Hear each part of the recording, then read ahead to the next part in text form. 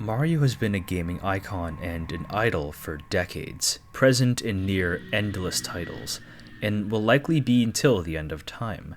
Although no years in recent memory has gone past without some type of Mario game being released, series fans will remember the nearly decade-long drought of traditional Mario platformers, much less games that would stick to the traditional Mario formula without deviating genres. From 1997 to 2005, there was only a single new one released, Super Mario Sunshine, with other games during this period being sports or party games.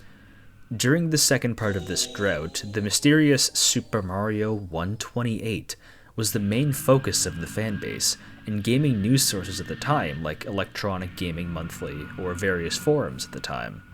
No concrete information was given on the game, and eventually, series creator Shigeru Miyamoto claimed it had simply been a series of test concepts that was never intended to be an actual game. This was indeed partly correct.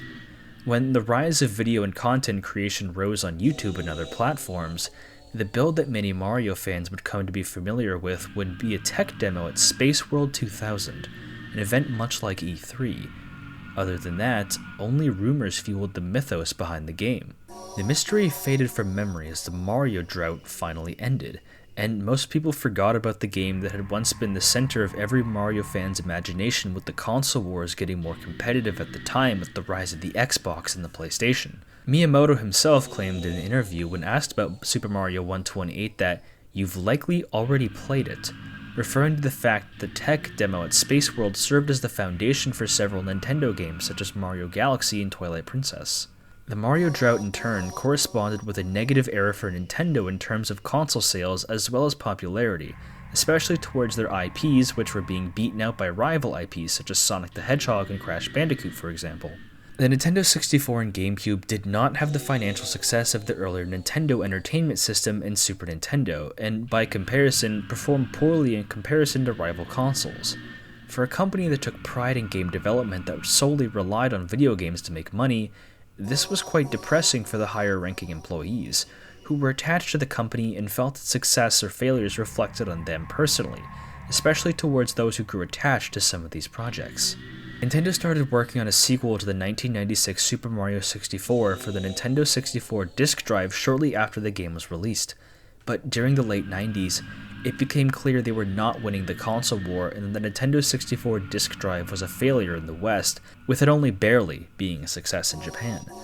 The Super Mario 64 sequel was restarted from the beginning, since the company believed that it was not a substantial enough improvement over the original to turn the tides of the market battle against rival brands.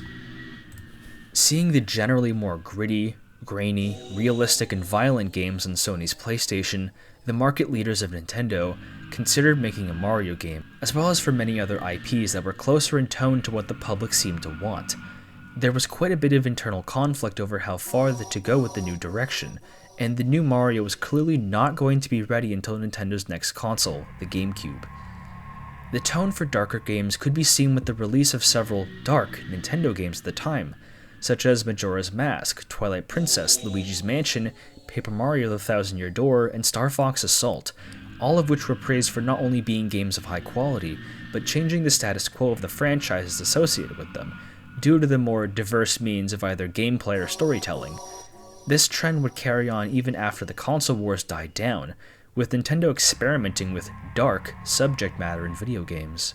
The only hint of this release to the public regarding the Mario game, however, was a comment by Miyamoto. He apparently thought Mario and Luigi should act more like grown-ups in their games for the then soon-to-be-released GameCube in an interview. The new Mario project was ultimately split into two games, the aforementioned Luigi's Mansion, which reflected the darker tone that many felt the series should turn to, although it was still toned down quite a bit compared to what Nintendo executives and developers wanted, with various concepts being scrapped from the game, like the infamous secret Depressed Luigi cutscene, as well as the unused ELH model, and Super Mario Sunshine, which went in the complete opposite direction, following a more linear and traditional aesthetic to Mario 64. Both were released within a year of the GameCube's launch, and Nintendo felt confident their new system and Mario games, as well as the other games mentioned, would return to them their former glory as market leader. As those familiar with gaming history and the console wars knew, they didn't. The GameCube did even worse in market shares than Nintendo 64, and the mass market's taste shifted even more towards violent, realistic games. It also didn't help that Nintendo's rival at the time, Sega, was struggling against their former rival due to the popularity of the PlayStation, which only emphasized the public's want at the time. During this period, the somber, more melancholic mood in Nintendo intensified, and the darker Mario project was revived for a short time period, this codenamed Super Mario 128. The title was derived not only from the test world at Space World 2000, but also because the GameCube was a 128-bit console, and Nintendo wished to show off power of the GameCube to the rest of the world. It isn't clear exactly what happened at Nintendo during this period. As we know, nothing called Super Mario 128 was ever released or publicly shown, other than that tech demo at Space World. A group of leakers at the time revealed that the internal strife at Nintendo during the later Nintendo 64 era, and revealed that Nintendo's policy at the time was spokespeople when talking about recent events regarding the Mario drought and the console wars. That policy would be that they had to agree to refuse to discuss what was happening at the time of the GameCube's failure. This would explain why Nintendo's marketing attitude at the time wasn't as aggressive as Sega's or Sony's.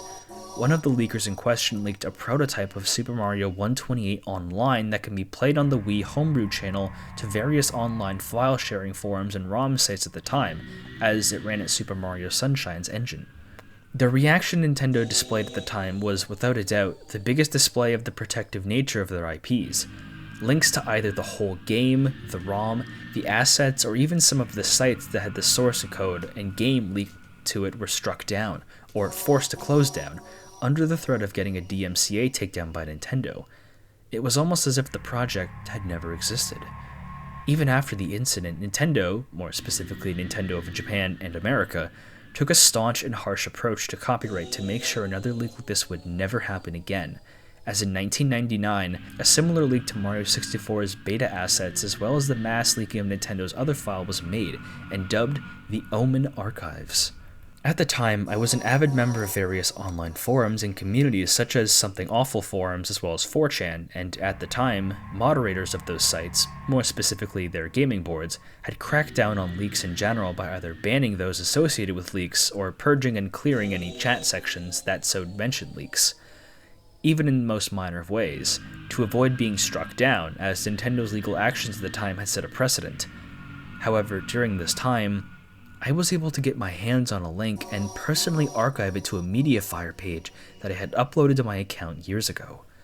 Furthermore, I was able to get in contact with the leaker, and in exchange for me being guided on how to start up the game, he requested I teach him how to use VPNs as well as making his address hard to trace as well as his emails, as I was a tech support person during this time in the early 2000s, and I figured that since he was the main culprit behind the leaks, he was on the run from law enforcement, as when I contacted them, they seemed scared and almost paranoid about the contents of the game. I chalked this up to them being paranoid, however. Why would an experienced leaker be afraid of being caught all of a sudden? After many attempts, I was able to get the game to work, and I uploaded it to a USB stick that I was able to attach to my Wii and play it through the Homebrew channel. The following is a recollection of my time playing it. The game was clearly an early beta. The title screen was nothing but white text saying Super Mario 128 against a black background. There was no options menu or save file selection either. The text, however, was blocky like the normal Super Mario font, so I figured it was close to being finished. I had difficulty taking in the screenshot of the title screen at the time due to my camera being of low quality. After the title screen, the game started to fade to white, like how Super Mario 64 begins. Bowser's laugh from Super Mario 64 looped in the background, with less bit crush and the sound effect. Meanwhile, a plain text box displayed this dialogue. Mario, I have taken Princess Peach. She will not live to see another sunrise. Don't try anything funny unless you want to hasten her death. You know where to find me. Don't keep me waiting. The game certainly was going for a darker tone. After I made the text box go away, I was pushed right into gameplay. The first thing I noticed was Mario's character model. His body looked about as detailed as Luigi's Mansion model, and with him, he was equipped with a sash with various pieces of plumber-related gear, such as a cartoony-looking hammer, a plunger, and a flashlight. However, that wasn't what piqued my interest.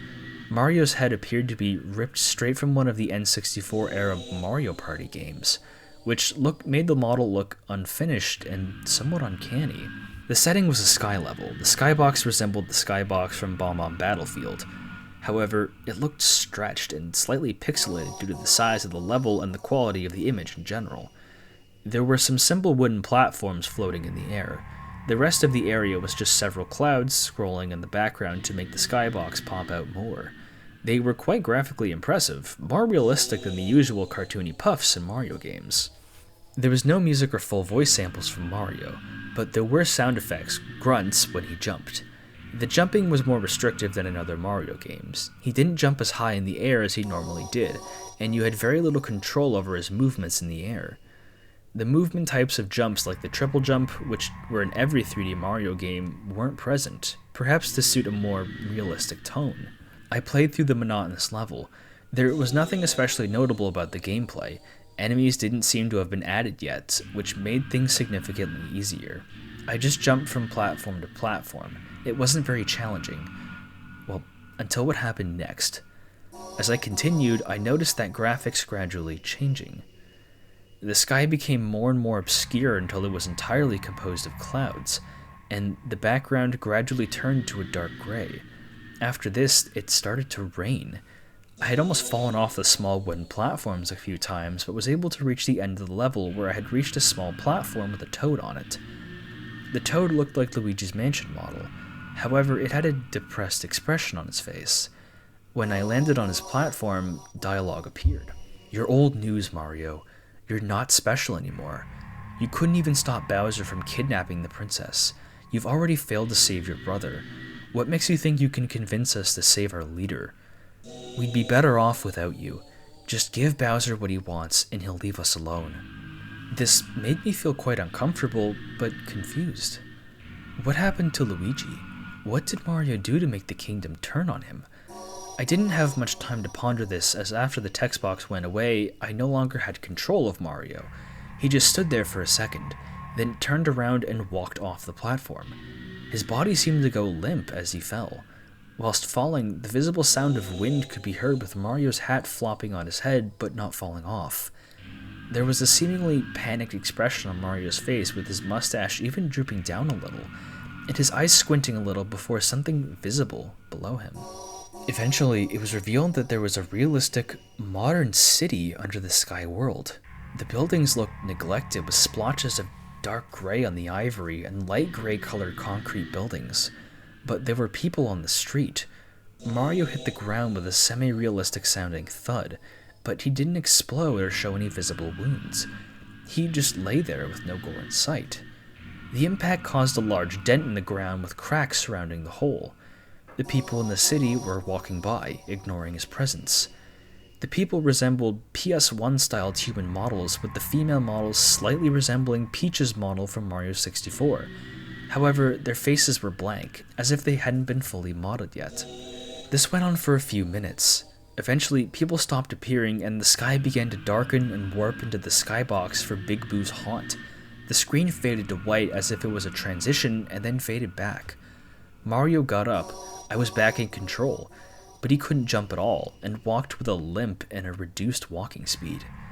I was able to nab a picture of the street just before the transition to white, but since the lighting in the area was getting darker due to shifting of the night, it obscured the image. The large buildings didn't appear to be visible anymore, having changed to large trees and mushrooms with what appeared to be holes in them, which made them resemble doors and windows. I just walked down the path for a while with what seemed like bricks and other rubble scattered around the floor. What did this mean? Was this a level transition? Or did it mean something else? Eventually, I found a small house that seemed out of place among the larger mushrooms and foliage. When I approached the house, it resembled a 1980s bungalow house. However, it had more cartoony graphics than the buildings from earlier, with its design also taking some inspiration from Mario's house from Paper Mario. As I approached the door, Mario opened it. The screen went black and some text appeared.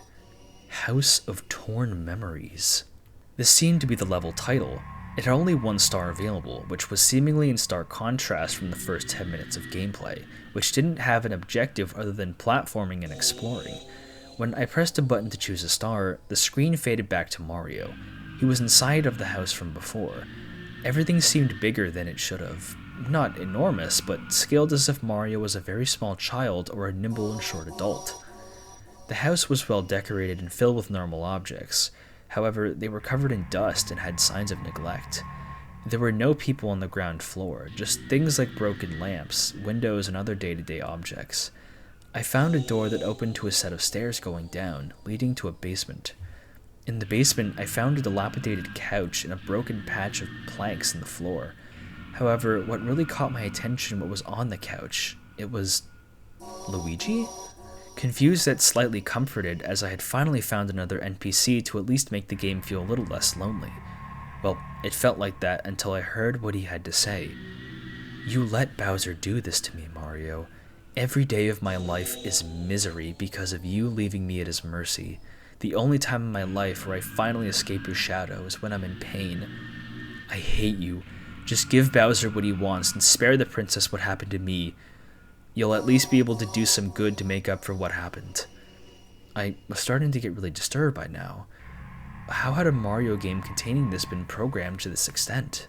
I went up to Luigi to get a good look at him to see what was wrong, only to find something confusing yet unsettling. One of Luigi's feet was missing. However, there was once again a lack of gore and detail, and his face, now more visibly, looked as if the color had been drained. His face drooped and hung low alongside his bristly mustache, and his eyes were white as if he had been blinded. I went to sit down with him for a while as I pitied him. However, before I could do so, his model faded out. Without any control, Mario fell to his knees and began to weep. Before he could mourn any longer, I heard a large crashing sound from just outside the house area. Mario seemingly regained his composure. However, when I traveled up the flight of stairs to get to the main floor, the whole scene had changed once more. Mario's house was now a pile of burnt planks and sharp tones that damaged Mario. The skybox had changed to lethal lava lands, and the main area had shifted back to the city. However, the buildings looked different. They resembled the house from Paper Mario, and the design as a whole remembered the main village area from around the Mushroom Castle. Mario now donned a tenacious and fearless face, dashing through the burning buildings. Bowser's airship floated above the village, raining down a barrage of cannonballs, water balls, and bullet bills. Toads were seen fleeing the scene, with some even having a fire texture on their heads, with crossed eyes to show that they were in pain and they were panicked. After traversing the burning village and fighting off through a horde of Koopas and Goombas, I reached the main bridge of the castle. However, something was off. What appeared to be Bowser seemed to have been broken through the bridge from below and landed right in front of Mario. I say appeared to be because he was nothing like the way Bowser is usually rendered nor depicted. The draconic reptilian monster in the game had been Bowser's basic brownish yellow and green color scheme, but it looked far more intimidating than any Bowser model I had seen before.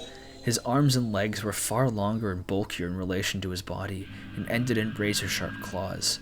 His screen had a faded bluish-green color, and the shell didn't look like it had spikes glued on.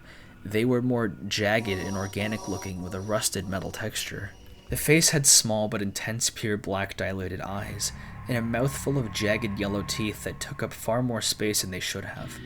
Mario was cowering in fear from this thing, but still retained his expression. A dialogue box appeared. "You've kept me waiting long enough, Mario. That brother of yours put up a good fight, though I must say, but that's beside the point." After hitting the continue button, Bowser reached one of his hands from behind him, and in his hands he had the squirming and panicked princess with an expression of pure fear and anguish. "Does Peach have to die like your brother, or will you surrender and end all of this?"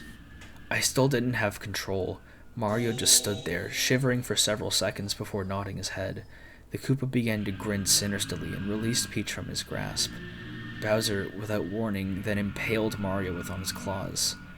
There was no blood, but it was clear from the animation and sound effects that the sharp digits of Bowser's hands had gone straight through Mario's body. He squirmed for a while whilst making distorted struggling and coughing noises. I felt sick watching this. Whilst it wasn't explicitly gory, the sound effects made me feel uncomfortable and questionable, with each cough sounding more and more gurgled and unwell. In one swift motion, Bowser dragged Mario up to his face. With one final motion, Bowser slung Mario backwards and onto his head onto the bridge. Again, there was no blood or graphic details left behind on the back of Mario's head, just Mario's character model being destroyed. The game then cut to a POV shot of Mario with the sound of Bowser's footsteps going away and growing more distant, with the Bowser's laugh being heard. Before blacking out, Peach would run into the screen and observe Mario before weeping. The screen faded to black. In white text, another level name appeared. Mario's Eternal Home. Mario's character model was whole again when the level started. However, there was a major difference. His head looked in proportion with his body and no longer resembled a Nintendo 64 era Mario. Mario was the only thing on the screen besides the black background. He was floating, as if in space. I could somewhat control him, but it felt more like I was deciding the general direction in which Mario would stumble, rather than fully deciding his movement. As I drifted towards no apparent destination, voices faded in. They were echoing and deep, telling Mario that he was worthless, that the world no longer had any use for him, and that everyone would be better off if he was dead. Among these echoes were Bowser's laughs. High-pitched feminine crying was layered on top of the voices after a while. It sounded like it was supposed to be Peach's cries. This really disturbed me, and I found myself fighting back the urge to unplug the console and let out a few tears. It was already 1 a.m., and I didn't want to be alone in the dark autumn night. And the depressing atmosphere of the game didn't help that. For reasons I couldn't understand, this was affecting me on an emotional level. The voices and aimless wandering went on for several minutes, until it all stopped when I spotted a light gray speck in the distance. I moved towards it. It took a very long time to reach, and grew closer at a much slower rate than it should have, things beginning to render in the empty black void, such as faded faceless toads, Goombas, Boos, and even the strange humans from earlier. Objects such as small mushrooms and even a few trees began to render too. When I was close enough to make it out, I saw that it was a tombstone. It was a very detailed one, with cracks in several places and a lot of noise and textures. When I got right next to it, I can see writing on its surface. It simply displayed a single word: innocence. I turned off the system right after reading it. Whilst at first it seemed like an overreaction, in the moment I saw something that had made me react fast. From the void, I saw something sprinting towards Mario with the sounds of bomb explosions and stomping getting closer and closer. Without any hesitation, I turned off my Wii. I couldn't even get a good look at that thing. From my memory, I remember it slightly resembling Mario's model, though it was stretched out to an inhuman length. The only thing colored in the model were its gloves and the emblem where Mario's M should be on his cap. It seemingly didn't even have any animations or a walk cycle. So instead of sprinting, the model appeared to move like a statue sliding on ice. What was it supposed to be? What lies beyond that point of the game is beyond me, but for the sakes of my sanity, I think it's best for me that I don't know what lies beyond that point. As for the Mediafire link, to be expected, Nintendo took action and struck it down. It was for the better, to be honest. I'd rather stay as innocent as I can for the time I have left, and never have the opportunity to see what would have happened if I had not turned off my console in time. Though I still ask one question about the ending. Whilst the rest of the game was gritty and dark, it could have arguably been swept under the rug by Nintendo. What was in those last few minutes or even hours of gameplay that made Nintendo wish to scrub the project? So this was Super Mario 128 Retake. And this might be a bit confusing for some, because some people might be, Retake, what is that? Well, the original story was written by someone else. Super Mario 128 is kind of an older creepypasta. It was updated in 2012. It's been over 10 years, and that was written by KI Simpson. But specifically, the Retake it takes a lot of the original text from KI Simpson's story, but a channel regular who I collab with on a Minecraft video, DJDeadpig, regular of the channel, he updated it. He added a lot of stuff in between, and he kind of flew off from the base that what KI Simpson had wrote. So it's like I consider the story to be two people. And why I've decided to specifically read the Retake is, well, I know him. He's a friend of mine, but also I find that the Retake it goes a little bit further, where I feel 128 could have gone a lot more. Because 128 is like maybe a 10-minute story, whereas Retake took me about 25 minutes, so it's almost double the length, and it includes a lot more specific details. Like, it mentions a lot more about Luigi's mansion. Like, there's a lot more added images on the site as well. It's like a bit of a more polished version. And what I specifically like about this story, that it was also featured in the original, but also a little bit more emphasized in Retake, is that the darker direction Nintendo wanted to go in, allegedly, is portrayed really, really well, because a lot of these stories kind of run into the similar issues of, like, the creepypasta stereotypes of, like, hyper-realistic blood and gore, whereas this one, it plays a lot more with the psychological. Like, the models are kind of weird and unfinished because the game was never finished and they're broken. The models just updated to look scarier, but there's no violence. They just wanted it to be maybe T-rated because they still wanted to protect their brands, and I thought that was very on point. Like, it was pretty clever to include a lot of these details.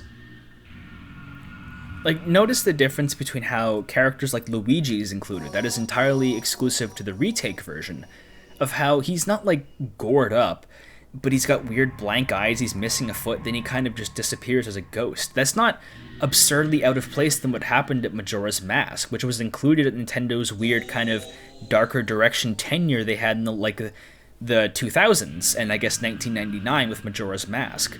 Like, the story doesn't feel incredibly implausible, because the guy had it and he found, like, a leak from 4chan years ago, and he mentions the Omen archive leaks, which were, as far as I know, an actual thing. A lot of, like, N64 database stuff was leaked in the 90s. That's kind of how we got N64 emulation to begin with, but it's a lot of it feels very in character, in brand. Now, the story wasn't perfect, mind you. There still kind of ran into the issue of the protagonist kind of freaking out way too much over a video game and being too scared to play. I had kind of preferred if it said that the game bricked out and bugged and wouldn't continue. Like, when that weird creature thing that kind of looked like Mario was chasing him, I feel like that would have been a lot better, though him being struck down by Nintendo, because that was set up in the very beginning. Nintendo was incredibly protective of 128 as a brand, so they're going to take that all down. That didn't feel like out of the odds, because Nintendo does like to do that. Like, the story, the Retake really puts a bunch of new life into 128, because I always felt that 128 was a little bit weird. Like, it didn't really feel like a creepypasta. It was kind of just theorizing things, if that makes any sense. But now that Retake exists, I feel that it's definitely the definitive version. I do love to see people writing original stories. So many of the stuff I've read for my channels is like 10 years old. These are old stories written in like late 2000s, early 2010s.